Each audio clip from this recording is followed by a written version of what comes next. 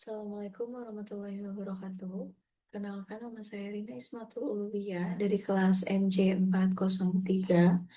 Pada kesempatan kali ini saya akan mempresentasikan tugas mata kuliah Perekonomian Indonesia semester genap tahun ajaran 2025-2026 dengan dosen pengampu Bapak Oktavian Cahya Dwi Hardin, SMMM yang saya hormati.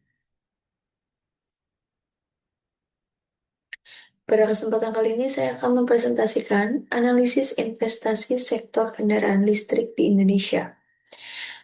Yang pertama yaitu latar belakang. Sektor kendaraan listrik merupakan salah satu sektor yang mengalami perkembangan paling pesat di Indonesia dalam 5 tahun terakhir.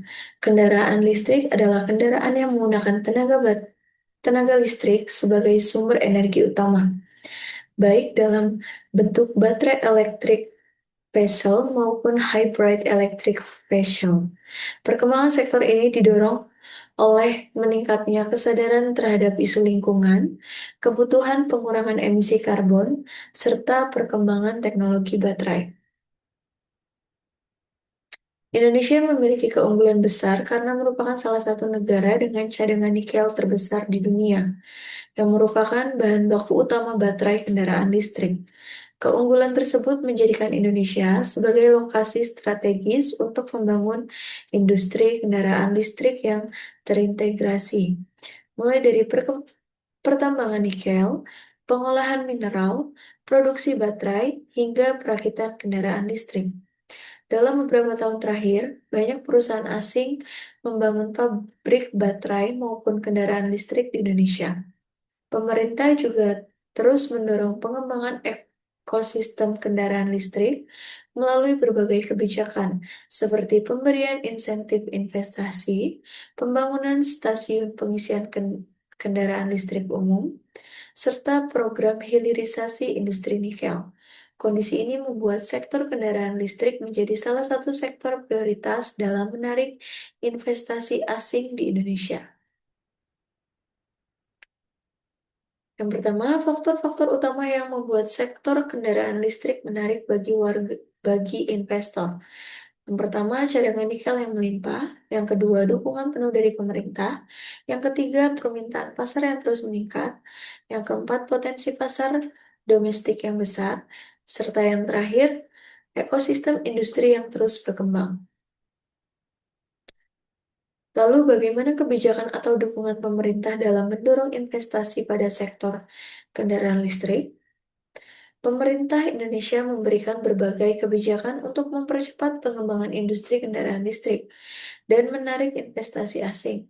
Di antaranya sebagai berikut. Yang pertama, Peraturan Presiden Nomor 55 Tahun 2019 tentang percepatan program kendaraan bermotor listrik berbasis baterai. Peraturan ini merupakan dasar hukum utama pengembangan kendaraan listrik di Indonesia.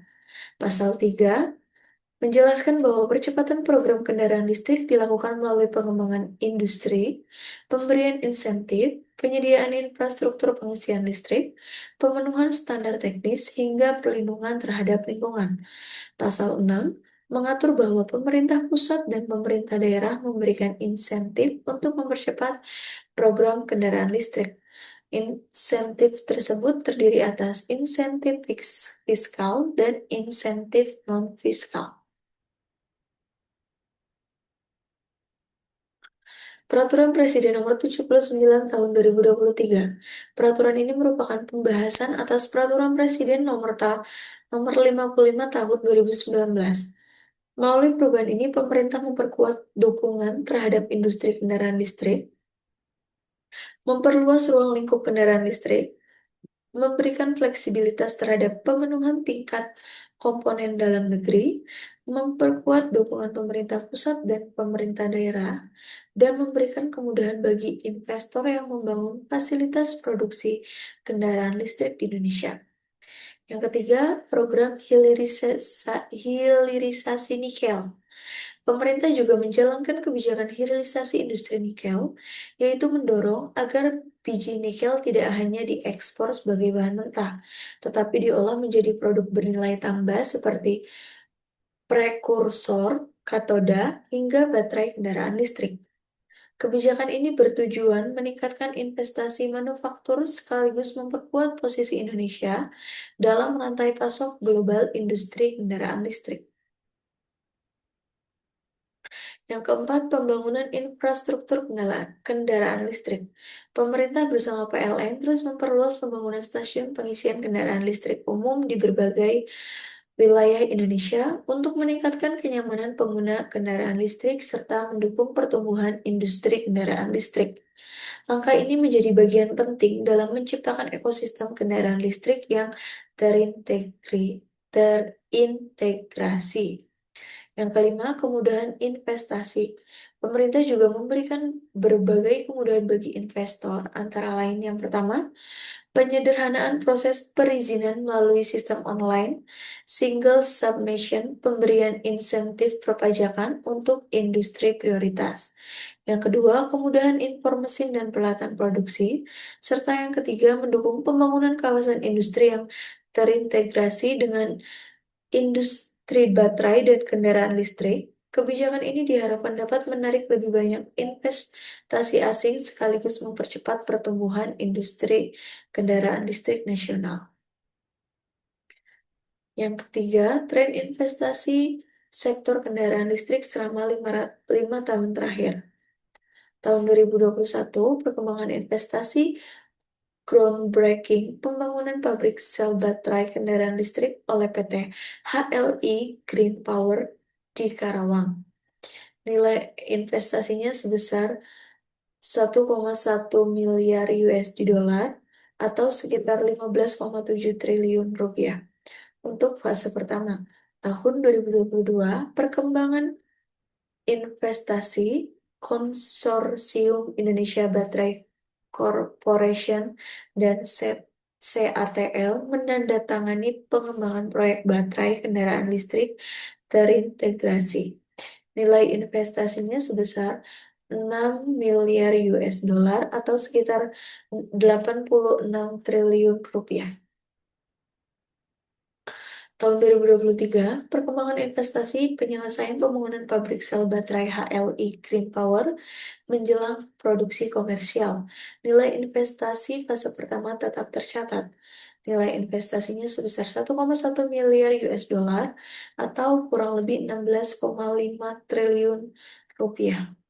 Tahun 2024, perkembangan investasi peresmian ekosistem baterai kendaraan listrik Hyundai LG di Karawang oleh Presiden Republik Indonesia, nilai proyek yang diresmikan mencapai 4,46 US dollar, sedangkan total pembangunan ekosistem mencapai 9,8 miliar US dollar atau sekitar 142 sampai 160 triliun rupiah. Selain itu, BYD mengumumkan pembangunan pabrik di Indonesia senilai 1 miliar US dollar. Tahun 2025, perkembangan investasi, pemerintah terus mendorong percepatan investasi kendaraan listrik. BKPM mengawal investasi BYD, CATL, dan CNGR. Nilai rencana investasi BYD diperkirakan mencapai 6 miliar US dollar untuk pengembangan jangka panjang di Indonesia. Investor asing atau perusahaan asing utama. Berikut adalah nama perusahaannya, yaitu Hyundai Motor Company, LG Energy Solution, CATL, BYD, Wuling Motors, Foxconn, Honda, dan Toyota. Untuk negaranya sendiri, Korea Selatan, Tiongkok, Taiwan, dan Jepang.